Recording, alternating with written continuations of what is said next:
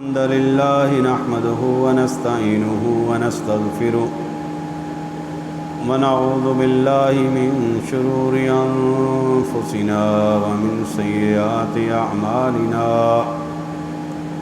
من يهده الله فلا مضل له ومن يضلل فلا هادي له أشهد أن لا إله إلا الله وحده لا شريك له وأشهد أن محمدًا عبده ورسوله أما بعد فإن خير الحديث كتاب الله وخير الهدي هدي محمد صلى الله عليه وسلم وشر الأمور محدثاتها وكل محدثة بدعة وكل بدعة ضلالة وكل ضلالة في النار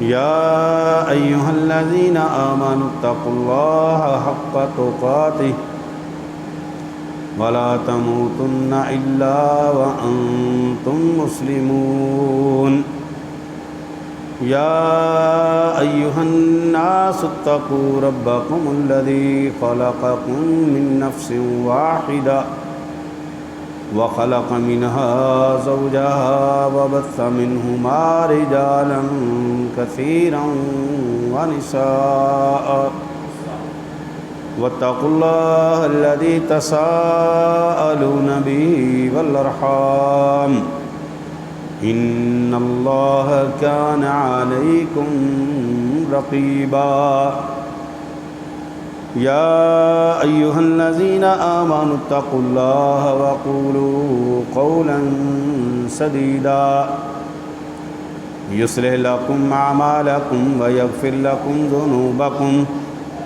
ومن يطع الله ورسوله فقد فاز فوزا عظيما اللهم صل على محمد وعلى آل محمد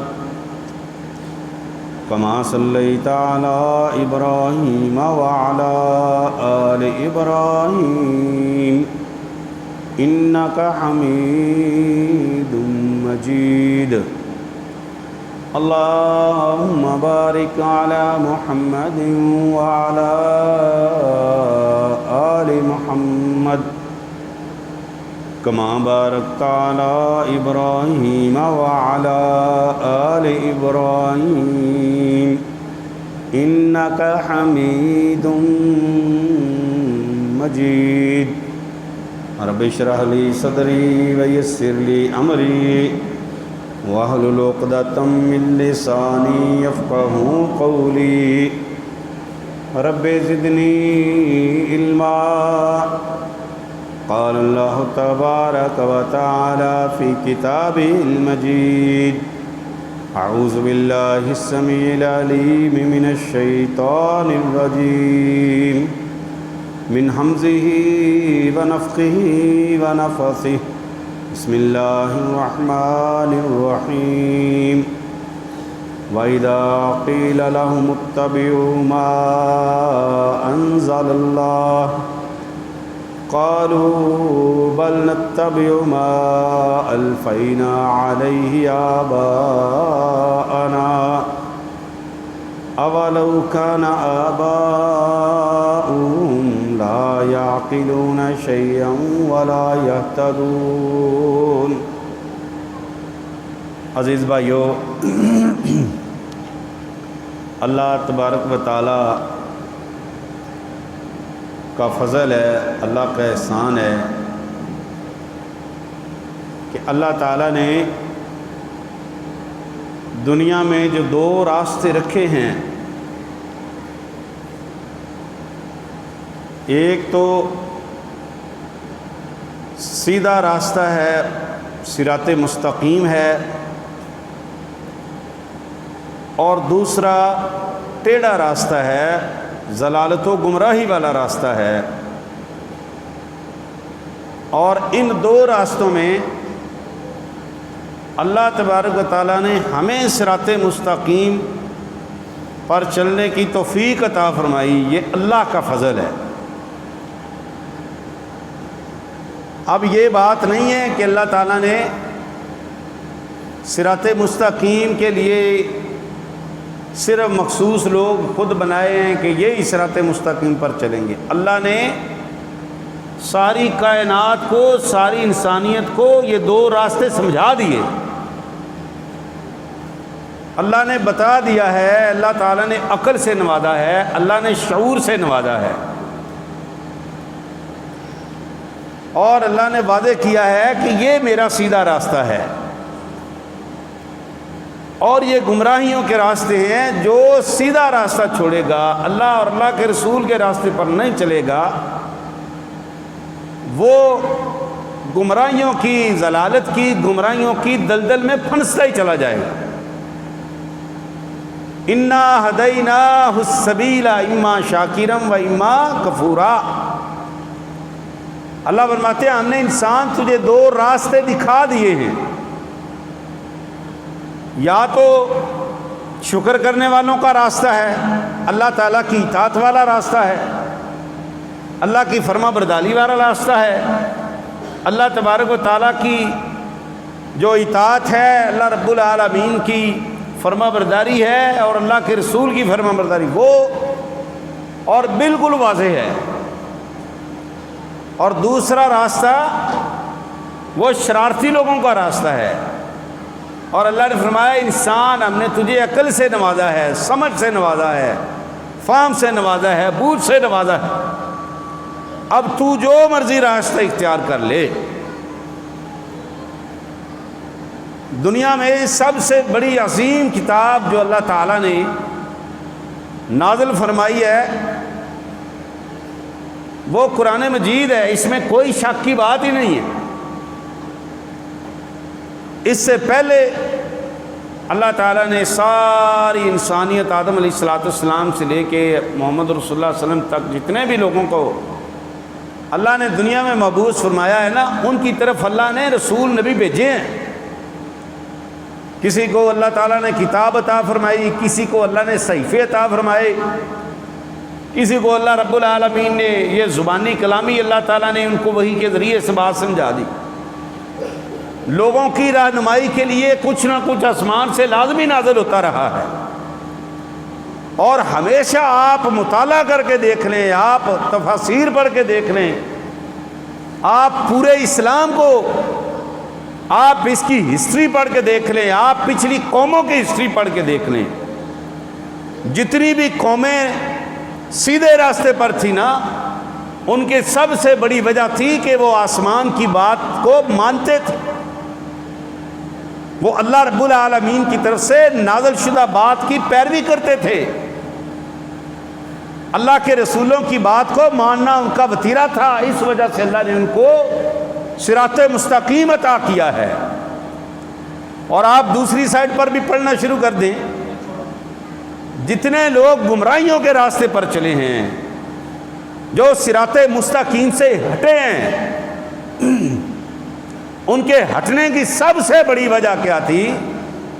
وَإِذَا قِيلَ لَهُمُ اتَّبِعُوا مَا أَنزَلَ اللَّهُ، کہ جب ان سے کہا جاتا اتباع کرو اس کی جو اللہ نے نازل کیا ہے، تو آگے سے ایک ہی جواب دیتے تھے، کہتے بل نتبع ما الفینا علیہ آبانا، ہم تو اس کی پیروی کریں گے جس پر ہم نے اپنے باپ دادا کو پایا ہے، ہم وہ بات مانیں گے جس پر ہمارے باپ دادا چلا کرتے تھے۔ ہم نہیں مانتے اللہ کے رسولوں کی بات، ہم نہیں مانتے نبیوں کا کہنا، ہم نہیں جانتے آسمان سے کیا نازل ہوا ہے، ہم تو جانتے ہیں میرا باپ یہ کرتا تھا، میرا دادا یہ کرتا تھا، میری پوری 7 پشتیں یہ کرتی آئی ہیں، میری پوری برادری کرتی ہے، میرا پورا علاقہ یہ کام کرتا ہے، سارے لوگوں کی زبان پہ یہ بات ہے۔ اللہ تعالیٰ فرماتے ہیں اَوَلَوْ كَانَ آبَاؤُهُمْ لَا يَعْقِلُونَ شَيْئًا وَلَا يَهْتَدُونَ، بھلے ان کے باپ دادا کو عقل ہی نہیں تھی، وَلَا يَهْتَدُونَ، اور نہ وہ ہدایت کے راستے پر تھے، لیکن پھر بھی اس بات پر اڑے رہے، اس بات پر ڈٹے رہے کہ ہم تو اس کی بات مانیں گے جو ہمارے باپ دادا کی بات ہے۔ یہ گمراہی کا سب سے بڑی وجہ ہے، سب سے بڑا سبب۔ آج کیا وجہ ہے؟ صراط مستقیم ہے، اللہ کا قرآن ہے، محمد علیہ الصلوۃ والسلام کے فرامین ہے، نبی پاک صلی اللہ علیہ وسلم کے صحابہ کی سیرت ہے، ساری کتابیں عین بھری پڑی ہیں صراط مستقیم کے راستے کے ساتھ، لیکن بات کیا ہے؟ ما الفینا علیہ آبانا، ہم نئی بات مانیں گے، صرف وہ بات مانیں گے جس پر میرا باپ تھا، میرا دادا تھا۔ اپنی ڈٹھائی پہ آج لوگ کس وجہ سے ہیں؟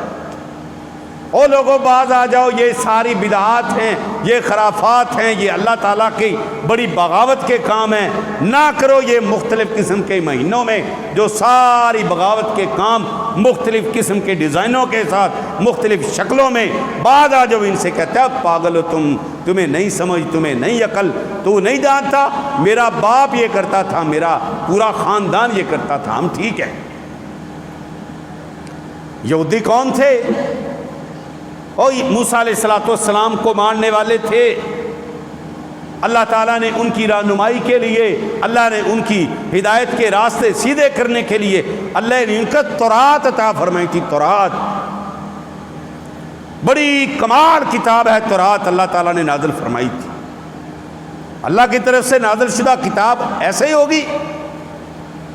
بڑے احکامات تھے، بڑے سیدھے راستے اپنانے کے طریقے سلیقے تھے، موسیٰ علیہ السلام کو اللہ نے عطا کی تھی۔ موسیٰ علیہ السلام قوم کو پڑھ کے سناتے تھے، ان کو بتاتے تھے ھذا کتاب منزل من اللہ، یہ کتاب اللہ کی طرف سے آئی ہے۔ اور یاد رکھو، آپ پڑھ کے دیکھیں، اللہ کے قرآن نے یہ بات واضح کی ہے، جب تک یہودی یہ تورات کے پیچھے چلتے رہے، جب تورات کی بات کو مانتے رہے، جب اپنے نبی کا پیچھا کرتے رہے، جب ان کی اتباع اور پیروی پہ لگے رہے، اللہ نے ان کو کبھی سیدھے راستے سے ہٹایا نہیں تھا۔ جب انہوں نے اللہ کی کتاب تورات کو چھوڑا ہے، اللہ کے احکامات کو چھوڑا ہے، جب اللہ رب العالمین کے نبی رسول کی بات کی اطاعت کو چھوڑا ہے، عین اسی وقت گمراہیوں کے راستے ان کا مقدر بن گئے۔ بڑے اچھے لوگ تھے، یہ بڑے اللہ کو پیارے تھے۔ فضلنا علی العالمین، اللہ کہتے ہیں سارے جہانوں پر ہم نے ان کو فضیلت عطا کی تھی۔ یہ کون تھے؟ بنی اسرائیل، اللہ کی بڑی لاڈی قوم تھی، یہ لاڈے بندے تھے اللہ کے۔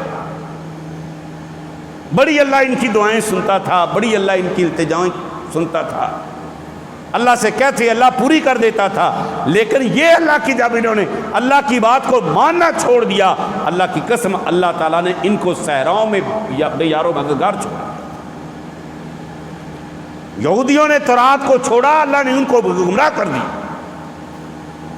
نبی پاک صلی اللہ علیہ وسلم کے زمانے میں مدینہ المنورہ میں ایک شخص رہتا تھا، کعب بن ماتے، پڑھا لکھا انسان تھا، عقل مند تھا، سمجھدار تھا۔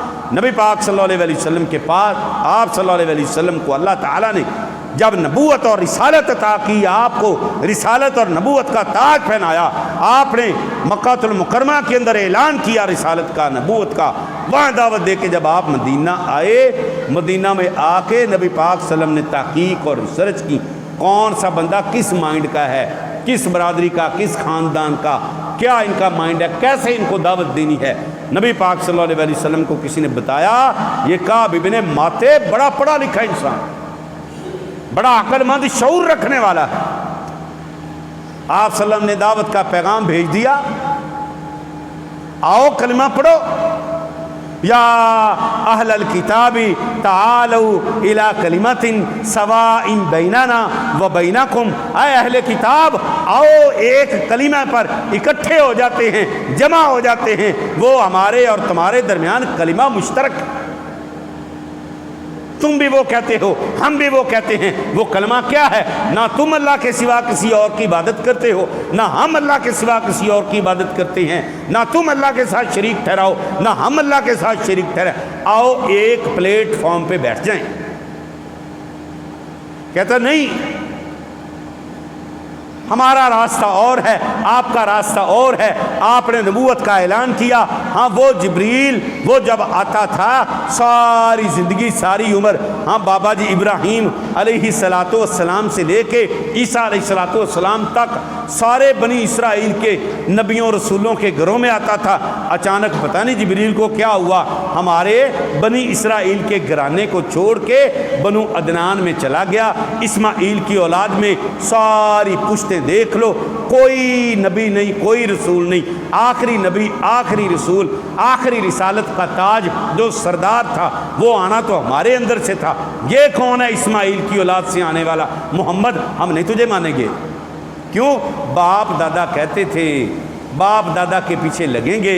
اللہ کہتا ہے جب یہ باپ دادا کے پیچھے لگتے ہیں نا، اللہ رب العالمین کی، اللہ کے رسولوں کی بات کو چھوڑ کے اللہ ان کو گمراہ کر دیتا ہے۔ کعب بن ماتے کو کہا آؤ پڑھو تو صحیح، نبی علیہ الصلوۃ والسلام کی مجلس میں بیٹھو تو صحیح، مجلس اٹینڈ تو کرو۔ ہم بھی کہتے ہیں او بھائی تو اپنا کام اپنی برادری اپنی قوم کے پیچھے لگ کے کر رہا ہے نا، ذرا آپ مسجد میں بیٹھ تو صحیح، قرآن کا مطالعہ تو کر، نبی پاک صلی اللہ علیہ وسلم کی سیرت کو پڑھ، صحابہ کی زندگیوں کو ذرا کھنگال تو صحیح، دیکھو زندگیاں کیسے گزری ہیں، محرم کیسے گزرتا تھا، ربیع الاول کا مہینہ کیسے گزارتے تھے، سارے اسلامی مہینوں کی تاریخوں کو ساری ڈیٹیل دے دی۔ اللہ اور اللہ کے رسول نے بتا دیا ہے۔ کہتا نہیں، ساری بر صغیر پاک و ہند میں یہ جو کام ہو رہے ہیں یہ سارے کرنے والے لوگ پاگل نہیں ہیں، آپ پتہ نہیں کہاں سے آ گئے ہو، ہم تو باپ دادا کو شروع سے یہی کرتے تھے۔ یہ کعب ابن ماتے نے بھی کہا تھا، اسے کہا آؤ محمد رسول اللہ علیہ وسلم کی مجلس میں۔ کہتا ہے نہیں، میرا باپ مرنے لگا تھا، میرے باپ نے تورات کتاب کو سنبھال کے غلافوں میں لپیٹ کے بالکل اونچی جگہ پہ رکھا ہے، کہا لا تقربن ھذا الکتاب، اس کتاب کے قریب نہ جانا۔ اے میرے بیٹے کعب، ماتے کہتا ہے میرے بیٹے کعب، اس کتاب کے قریب نہ جانا۔ کہتا ہے میں تو باپ کی بات کو مانوں گا۔ کہتا انی کتبت لک کتابا، میں نے تیرے لیے ایک کتاب لکھ دی ہے، ایک نوٹس بنا دیے ہیں، میں نے چند اوراق لکھ دیے ہیں، تو ساری زندگی ان کو پڑھ لینا، تیری زندگی کے لیل و نہار، تیرے لین دین کے معاملات، تیری معیشت، تیری معاشرت، تیرا سونا، تیرا جاگنا، تیری زندگی کے سارے معاملات اس ایک کتاب میں نے درج کر دیے ہیں، تو رات کو ہاتھ نہیں لگانا ورنہ تو گمراہ ہو جائے۔ کیا وجہ تھی؟ وہ باپ جو ساری عمر تورات خود بھی پڑھتا تھا، لوگوں کو پڑھاتا تھا، بڑا ماتے پڑھنے والا تھا، کعب ان کا بیٹا ہے، کہتا بیٹا اس تورات کو نہیں۔ کیا وجہ تھی؟ کیوں؟ اسے پتا تھا مدینہ میں چمکتا ہوا ستارہ، چمکتا ہوا چاند ابھر چکا ہے، نبوت کا رسالت کا اعلان ہو چکا ہے، اور ان کی رسالت کے تذکرے، ان کے نبوت کے تذکرے اللہ نے ہماری کتاب تورات میں کیے ہیں۔ میرا بیٹا یہ کعب ابن ماتے اگر یہ تورات کو پڑھے گا، اپنے باپ دادا کے دین کو چھوڑ کے محمد کی غلامی کو اختیار کر، اسے پتا تھا، اس نے منع کیا تھا نہ پڑھنا تورات کو۔ آج بھی کچھ لوگ کہتے ہیں او سادہ ترجمہ نہ پڑھنا قرآن کا، ترجمہ پڑھو گے بغیر کسی استاد کے، سادہ ترجمہ نہ پڑھ قرآن کا، تو گمراہ نعوذ باللہ ہو جائے گا، تجھے نہیں پتہ چلے گا قرآن کیا کہتا ہے۔ اللہ کی قسم، اللہ کا قرآن کہتا ہے وَلَقَدْ يَسَّرْنَا الْقُرْآنَ لِلذِّكْرِ فَهَلْ مِن مُدَّكِرٍ، ہم نے اس قرآن کو بڑا آسان بنایا ہے، آؤ اس کو سمجھو، اس کی بوجھ اختیار کرو، اس کی فہم و فراست اختیار کرو۔ کہتا نہیں، قریب نہیں جانا، یہ چھوٹی موٹی کتابیں ہیں، یہ مسلکی تصادم کیا ہے، یہ کتابوں کا مطالعہ کر لو۔ وہ یہودی ماتے بھی کہتا تھا نہ جانا اس کے قریب، تورات اللہ کی طرف سے نازل ہے، لیکن میرے بیٹے تجھے سمجھ نہیں آئے گی، میں نے کتبت لک کتابا، یہ چھوٹا رسالہ ہے، یہ چھوٹی کتاب ہے، اس کو پڑھ لینا تیرے لیے کافی ہے۔ وہ کعب کہتا ہے میں نے ساری زندگی باپ کی بات کو مانا، عمر ابن الخطاب کا زمانہ آیا، فتوحات ہی فتوحات، آج جو زبانیں کالی زبانیں استعمال ہوتی ہیں نا، عمر بن الخطاب کے بارے میں بولی کتوں کی طرح لمبی لمبی زبانیں، اللہ کی قسم ابو بکر صدیق کے بارے میں، عمر فاروق کے بارے میں، عثمان ذوالنورین کے بارے میں، ان کو کیا پتا یہ کون ہے اللہ کی قسم جن کو اللہ رب العالمین نے، اللہ تعالیٰ نے اپنی کتاب کے اندر فرمایا رضی اللہ عنہم ورضوا عنہ، یہ اللہ پہ راضی اور ان کا رب ان پہ راضی ہے، اور اللہ نے ان کے ہاتھوں سے علاقے نہیں، اللہ کی قسم پوری دنیا میں اسلام کا جھنڈا لہروا دیا۔ یہ عمر دیکھا نا اس نے کعب ابن ماتے نے، یار کہاں جائیں اسلام کا جھنڈا، جو علاقہ دیکھو اسلام کا علاقہ، ادھر اسلام ادھر اسلام، مشرق میں مغرب میں شمال میں جنوب میں سارے علاقے اسلام اسلام پھیلتا جا رہا ہے۔ وہ کعب ابن ماتے کہتا ہے میں نے تنہائی میں بیٹھ کے سوچا باپ کہیں غلطی نہ کر گیا ہو۔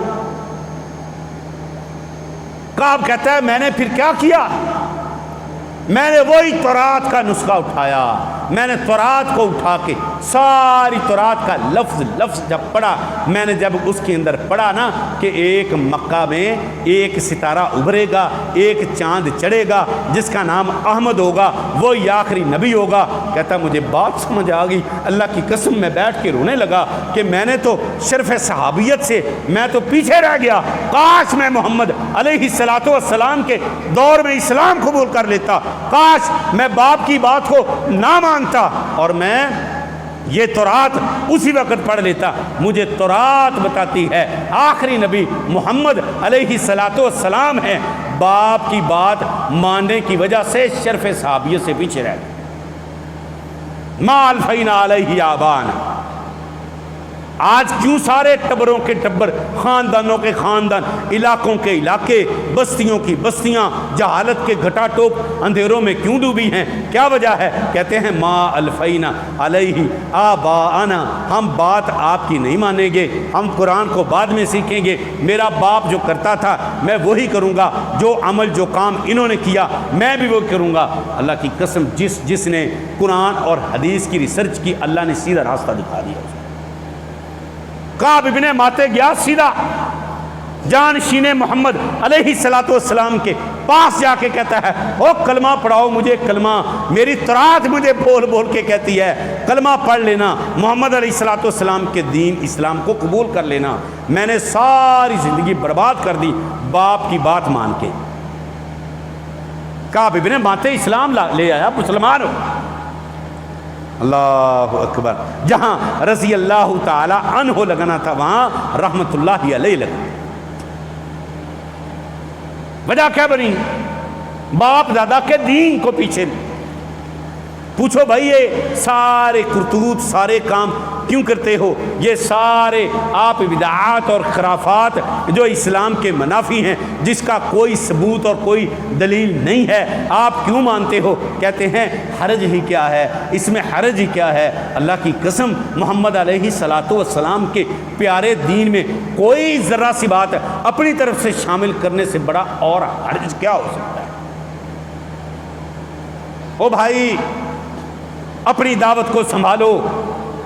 میرے سامنے تقریباً ماشاءاللہ صحیح العقیدہ لوگ بیٹھے ہیں، خدارا ہمارے کندھوں پہ ذمہ داریاں ہیں، یہ بازار بھرے پڑے ہیں، علاقوں کے علاقے جہالت میں ڈوبے ہیں۔ اپنی دعوت کا انداز اچھا کرو، قرآن و حدیث ان کے سامنے رکھو۔ بڑے عجیب و غریب نظریات دیے جا رہے ہیں، یہ بڑا فتنوں کا دور ہے۔ نبی پاک صلی اللہ علیہ وسلم نے فرمایا تھا میری امت پر وقت آئے گا، بندہ کیا کرے گا کہ ایک خواہش کرے گا کاش یہ قبر میری ہوتی، اتنے بڑے فتنے ہوں گے۔ عبداللہ بن عمر کیا کہتے ہیں؟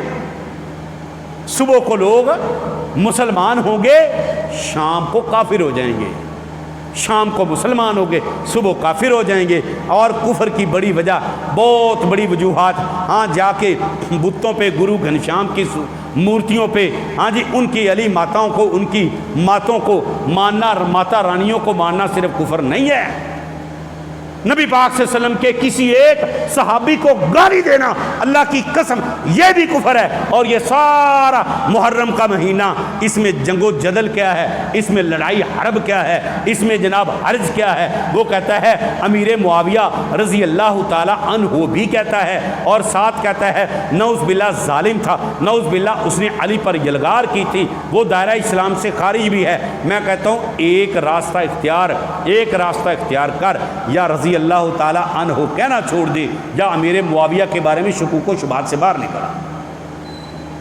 نبی پاک صلی اللہ علیہ وسلم نے کیا فرمایا؟ من سب صحابہ تھی، جس نے میرے کسی ایک صحابی کو گالی دی اس نے مجھے گالی دی ہے. یہ جنگیں ہیں، یہ جدال ہے، یہ مسلمانوں کی لڑائیاں ہیں، یہ فتنوں کا دور تھا. اللہ کی قسم ان میں صحابہ کی آپس میں مسائل معاملات بڑے ہوئے ہیں. میں آپ کو کہتا ہوں ہمیں کیا کرنا ہے، خدا را اس تقسیم سے باہر آ جاؤ.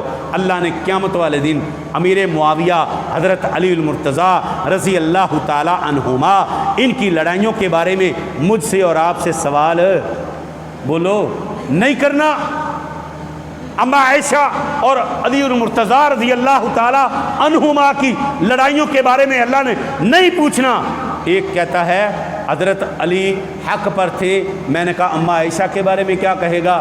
کہتا اس کے بارے میں خاموشی. میں نے کہا آپ کو کوئی بندہ عقل مند کیسے کہے گا؟ ہاں دو بندوں کی آپس میں لڑائی ہو، آپ ایک کے بارے میں کہو یہ تو حق پر ہے، دوسرے کے بارے میں خاموش ہو. ہاں بندے تو سمجھ جائیں گے نا کہ تو ایک کو حق پر کہہ رہا ہے، دوسرے کو نہ حق کہہ رہا ہے. اما عائشہ کے بارے میں انگلی اٹھائے گا، امیر معاویہ کے بارے میں انگلی اٹھائے گا. اللہ نے پہلے سوال نہیں کرنا تھا. اب اگر تو یہ باتیں کرے گا قیامت والے دن اللہ تجھے سوال کرنے کے کٹہرے میں کھڑا کر. بڑے میرے پاس ٹائم نہیں ہے میں آپ کو تفصیل بتاؤں کیا وجہ تھی. بس بات یاد رکھیں، ہر دور میں فتنہ پرور لوگ کھڑے ہیں.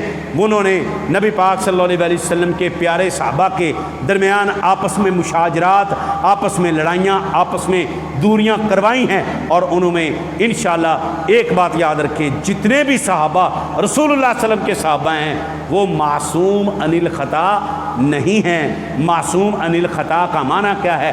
غلطی سے پاک صرف نبیوں کی ذات ہے. وہ مغفور عن الخطا ہیں، ان سے خطائیں ہوئی ہیں. اللہ نے قرآن میں کہہ دیا رضی اللہ عنہم ورضوا عنہ، میں ان سے راضی وہ مجھ سے راضی. تم ان پر انگلیاں اٹھانے والے کون ہوتے ہیں؟ خدا را اپنے ایمانوں کی حفاظت کرو. آپ ہسٹری کو پڑھو گے، بڑے بڑے کبار صحابہ، آپ ان کے بارے میں کیا کیا سوچنا شروع کر دو گے. ہم سے قیامت والے دن ان کے بارے میں سوال نہیں ہونا. آپ کی نماز کا ٹائم ہو گیا ہے، اللہ نے کبھی موقع دیا تو انشاءاللہ آپ کو اور بتائیں گے.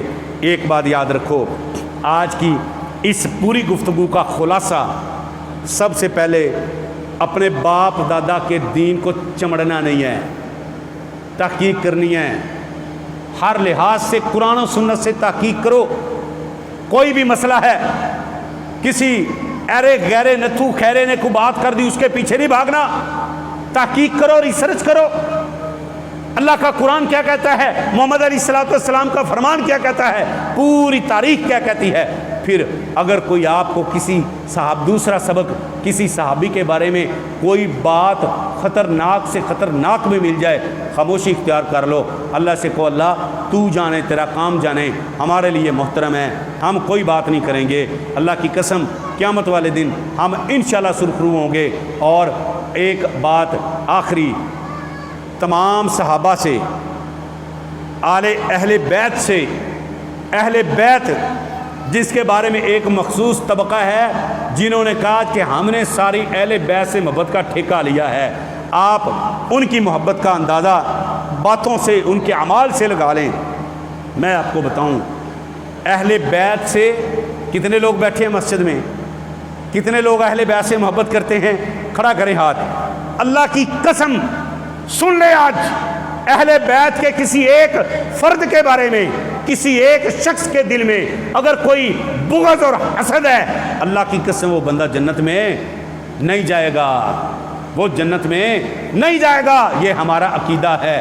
اہل بیت سے محبت فرض اور واجب ہے، ہمارے اوپر فرض اور واجب ہے. لیکن جس طرح سے محبت ہمارے یار کرواتے ہیں، ہاں اہل بیت کو مشکل کشا کہلواتے ہیں، اللہ کہتا ہے نہیں، مشکل کشا بھی میں، حاجت روا بھی میں، بگڑی بنانے والا بھی میں، سارے معاملات میرے ہاتھ میں، ساری قوتیں طاقتیں میرے ہاتھ میں، سارے اختیارات میرے ہاتھ میں۔